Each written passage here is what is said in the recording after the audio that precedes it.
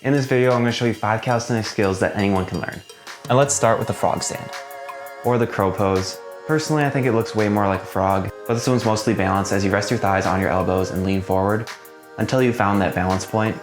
And once you're there, to stay in that position, you got to use your hands. And when we use our hands, we're going to grip the ground to go backwards and release it to go forwards. Get it?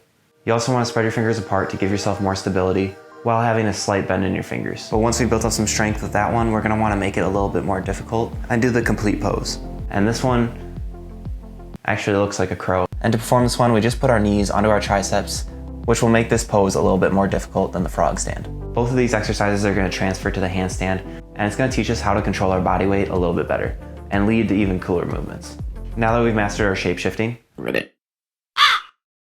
we can then learn a new skill, one of which is the elbow lever, and this one's super cool, and it's actually a lot easier than it looks. Although it can be challenging, most of the weight is going to be placed on our elbows, so strength won't be as much of a factor. And to perform this one, you want to turn your hands outwards and then pinch your elbows into your hips.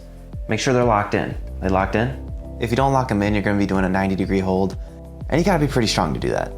Once you have your elbows in a solid position, then lift your legs off the ground and straighten them out, and lift your chest up slightly to keep that straight line. But if that's a little bit too much, you can do a tucked progression to make it easier, and then do a straddled progression, just building up the strength until you get there. And having an elevated surface can make it a little bit easier. That's how I learned it. I did it at my work at the host stand when I was bored. But having a slightly elevated surface makes it pretty easy to just pop up into that position and will help you get that strength. I don't do much at my job. It doesn't just stop there though, because then we can learn the croc, which is just the same thing but with one hand. For this one, you're going to want to place your elbow kind of where my appendix scar is, maybe a little bit higher, but that's where you're going to want to lock it in. You're also going to want to move your hands out again, and from a push-up position, you're going to want to move your body towards your balancing arm. And once you're locked in and feel that balance point, you can lift your legs and your chest. And then progress your hands from having 2 hands on the ground to your fingertips for less support, and then slowly moving to one hand, taking your hand off and coming back, and lastly, just one hand. Yeah, I can't do this one yet. Found that out the hard way while making this video. We'll get them next time. And we move on to the tucked planche. And unlike the one we just talked about, this one's actually way harder than it looks. Like a surprising amount.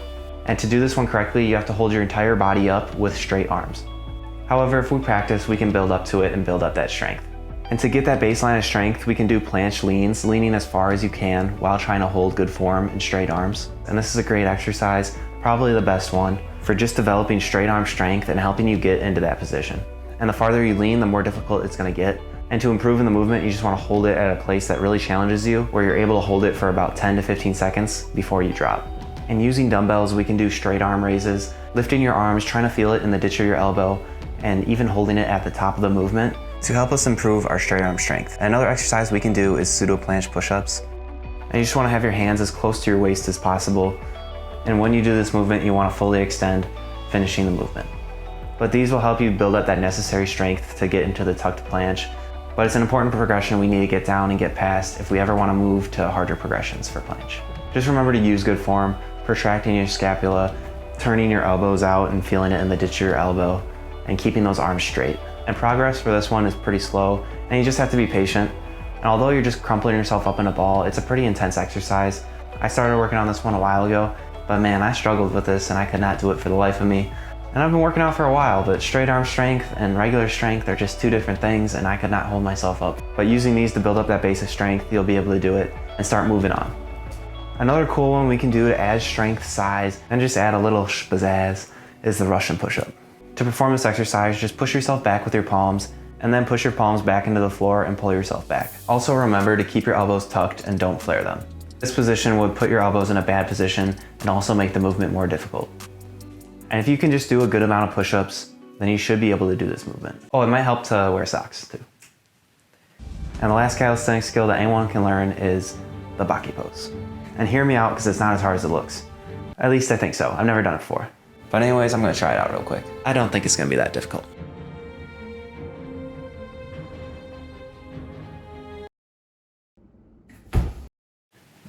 Okay, that was slightly harder than I anticipated. So I decided to do extensive research on the topic in order to learn what I needed to do to hold my body in that position. After doing this, it was easy. Just kidding, I still couldn't do it.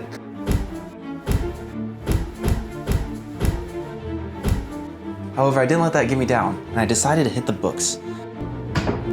And having a 5th grade reading level, it was a tall task. But I kept on reading. I also did the calculations to see exactly how strong I would need to be to hold this position. And I came to this conclusion.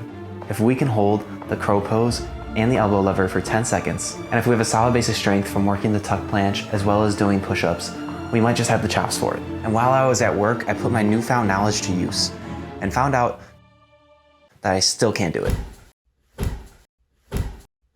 I guess my math was off. But today's a new day, and I'm gonna do it right now. And finally, after a lot of attempts, I was able to hold it. So that's how it's done. And thank you for 100,000. It's been like 4 months of me making videos now. So we've been growing pretty good. And I'm trying my best to get the videos like better and better. But I really appreciate the support. It means a lot. And it's awesome to kind of have people to post to now. So I just really wanted to say thank you.